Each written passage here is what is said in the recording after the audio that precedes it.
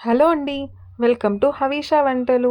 Tasty and ఈజీగా egg curry ఎలా చేయాలో చూద్దాం. ఎందుకు లేట్? నేను ఇక్కడ 4 ఎగ్స్ బాయిల్ చేస్తున్నాను. బాయిల్ చేసేటప్పుడు కొంచెం ఉప్పేయండి, బాగా ఊడొస్తాయి.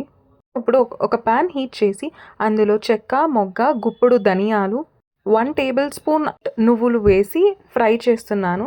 ఇవి బాగా ఫ్రై అయిన తర్వాత మిక్సీ జార్లో వేసి బాగా మెత్తగా గ్రైండ్ చేస్తున్నాను. చేసిన తర్వాత అందులోనే ఎండు కొబ్బరి వేసి గ్రైండ్ చేస్తున్నాను.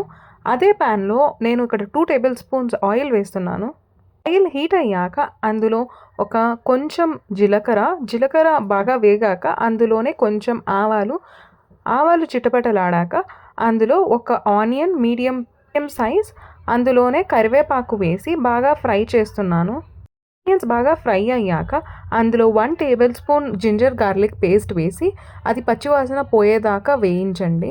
ఇక్కడ నేను 3 టమాటాలని మిక్సీకి వేస్తున్నాను. బాగా మెత్తగా గ్రైండ్ చేయండి. ఈ టొమాటో ప్యూరీని గ్రేవీకి యూజ్ చేస్తాము.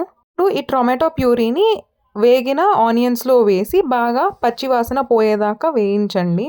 ఒకసారి బాగా మిక్స్ చేసి అందులో తగినంత సాల్ట్, చిటికెడు పసుపు, 1 టేబుల్ స్పూన్ కారం వేసి బాగా మిక్స్ చేయండి. బాగా మిక్స్ చేసిన తర్వాత టమాటోల్ని బాగా మగ్గనియండి పచ్చివాసన పోయేదాకా. ముందుగా బాయిల్ చేసిన ఎగ్స్ని ఇలా ఘాట్లు పెట్టుకోండి. ఘాట్లు పెట్టడం వల్ల మసాలా బాగా ఎగ్స్ లోపలికి వెళ్తుంది. టమాటోలు బాగా మగ్గాక అందులో ఎగ్స్ వేసి ఒకసారి మిక్స్ చేయండి. మిక్స్ చేసిన తర్వాత నేను ఇక్కడ 1.5 గ్లాస్ వాటర్ వేస్తున్నాను. మీ కన్సిస్టెన్సీ బట్టి వాటర్ వేసుకోండి.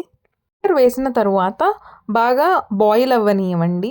వాటర్ బాయిల్ అయిన తర్వాత అందులో ముందుగా గ్రైండ్ చేసిన మసాలా వేసి ఒకసారి మిక్స్ చేయండి.